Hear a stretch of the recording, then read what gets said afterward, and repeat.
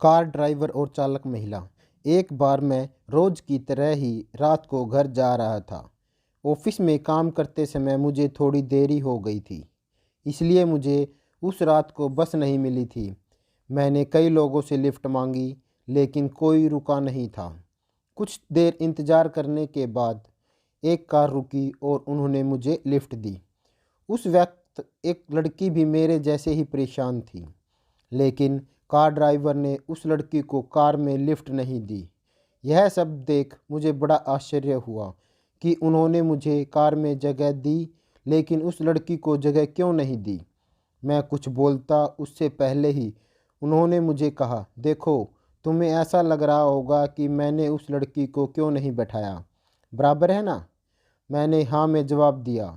फिर उन्होंने मुझसे कहा, इसके पीछे एक वजह है, सुनो। आज से कुछ महीने पहले मैं ऐसे ही रात के समय में घर वापस जा रहा था। रास्ते में मुझे एक महिला दिखी।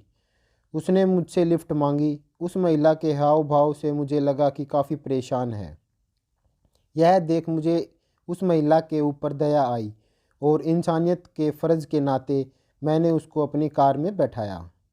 उस महिला को जहाँ पर जाना था, मैंने उनको वहाँ पर पहुँचाया। महिला के कार से उतरने के बाद मैंने उस महिला से भाड़ा मांगा। महिला ने भाड़ा देने की बजाय उसने चिल्लाना शुरू कर दिया, बचाओ बचाओ। उस आदमी की मेरी इज्जत लूटना चाहता है। मुझे इससे कोई बचाओ, प्लीज़ कोई मेरी मदद करो। महिला के चिल्लाने की आवाज़ सुनकर आसपास के कुछ लोग आ गए और मेरी तरफ गुस्से से देखने लगे। मैंने बिना किसी से डरे उन सब का सामना करते हुए कहा, देखो, मेरी बात सुनो। यह महिला मुझे बीच रास्ते में मिली थी। उन्होंने मुझसे यहाँ तक आने के लिए लिफ्ट मांगी थी। मैंने उनको लिफ्ट दी और भाड़े के पैसे मांगे तो इन्होंने चिल्लाना शुरू कर दिया। मेरा यकीन करो, मैंने इस महिला के साथ कोई दुष्कर्म नहीं किया है। आपको यकीन नहीं आता तो मेरे भाई का नंबर देता हूँ, मेरे एरिए के कुछ लोगों का नंबर देता हूँ। उनसे आप पूछ लीजिए, आपको पता चल जाएगा कि मैं कैसा इंसान हूँ। मैं महिलाओं की बहुत इज्जत और सम्मान करता हूँ, और ऐसे दुष्कर्म करना तो क्या, मैं ऐसे करने के बारे में सोच भी नहीं सकता। अगर आपको फिर भी यकीन नहीं होता तो कोई बात नहीं, आप पुलिस बुलाकर मुझे गिरफ़्तार करवा सकते हो। मेरा खुदा जानता है ना कि मैं सच्चा हूँ, बस मुझे किसी का डर नहीं है। ये सब बातें सुनकर वह महिला घबरा गई और उसने कहा कि भाई, मुझे माफ़ कर दो, मेरी गलती हो गई। मेरे पास पैसे नहीं थे, इसलिए मैंने यह नाटक आपके साथ रचा। बहन जी, अगर आपके पास पैसे नहीं थे तो आपको यह बात मुझे पहले ही बता देनी चाहिए थी। मैं आपसे पैसे नहीं लेता।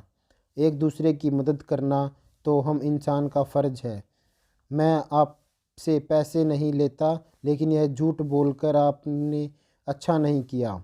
आपकी वजह से भविष्य में की कई ज़रूरतमंद महिलाओं को लिफ्ट देते वक्त कई ड्राइवर 100 बार सोचेंगे, और किसी महिला का अगर सचमुच ज़रूरत होगी ना, तो भी उसको मंजिल तक पहुंचा नहीं पाएंगे, कार ड्राइवर ने कहा। दोस्तों, यह कहानी सच्ची घटना पर आधारित है। यह कहानी ऐसी ही घटना की एक ड्राइवर में के साथ घटी थी। उसने मुझे खुद ही यह कहानी सुनाई थी जब मैं उसकी कार में बैठकर घर जा रहा था।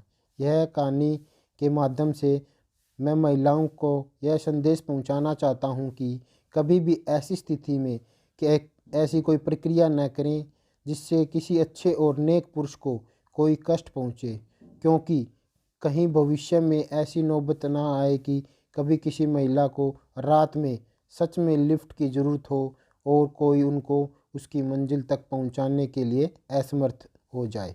धन्यवाद।